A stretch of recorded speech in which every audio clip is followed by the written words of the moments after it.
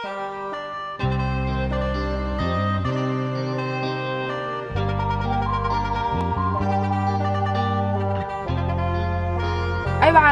วันหักน้องแท้บ่ฮักบ่ฮักน้องจะให้อ้ายฮักไผคันซั่นไอ้วันซื้อโทรศัพท์ให้น้องแน่ได้บ่ได้แต่น้องต้องสัญญาว่าถ้าน้องได้โทรศัพท์ไปแล้ว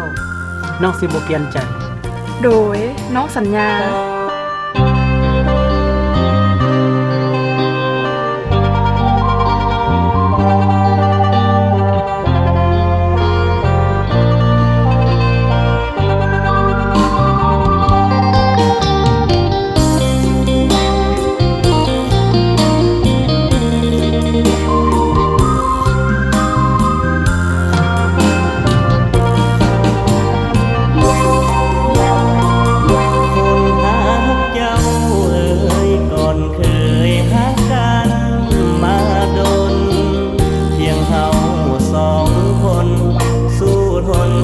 ฝันด้วยกันแต่มาบัดนี้คนที่หาไว้ใจมานานได้ควงแขนมีแฟนสุขสันต์ยามห่างตากันเฮ็ดได้จังได้อายซ้ำสวงในเมื่อเห็นน้องไปกับเขาได้แต่ยืนเศร้าเบิ่งเขายังกันไปบ่คิดบ่ฝันว่าเจ้านั้นจะคิดนอกใจมากลับมาหาอย่างใดเหมือนดังว่าน้องบ่มีหยังเข้ากันบ่ได้สิขอกันไปเฮ็ดหยังอ้ายบ่อยากให้น้ำตาพังหลังลงสองทางให้เขาเว้า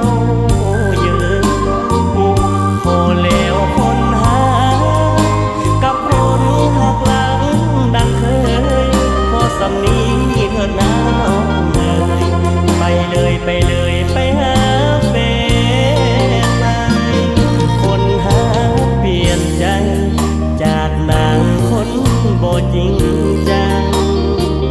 น้องมาหักหลังมาปล่อยวางให้อ้ายห้องให้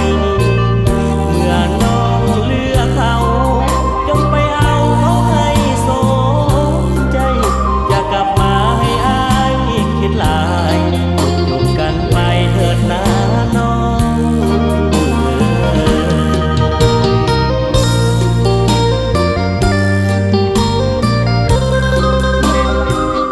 ใส่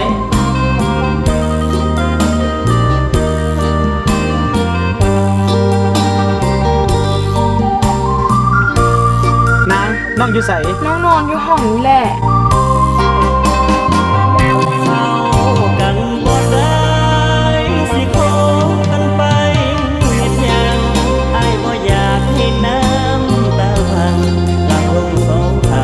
เขาเว้า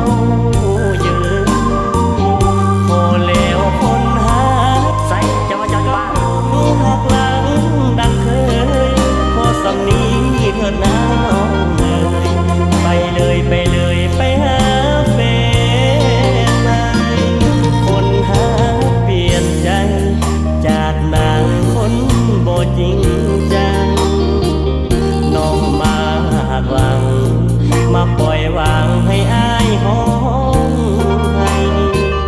เมื่อน้องเลือกเขา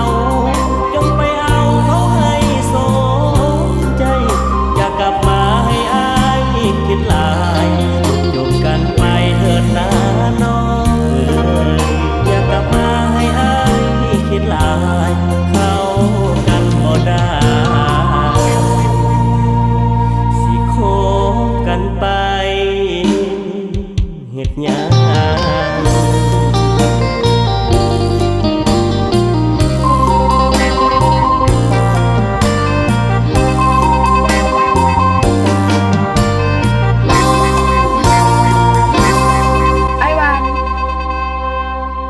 น้องขอโทษน้องเฮ็ดผิดไปแล้วไอ้วันให้อภัยน้องได้บ่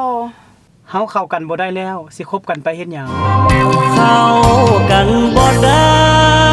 สิคบกัน เหตุหยังอ้ายบ่อยากให้น้ำตาพังหลังลงสองข้างให้เขาเว้า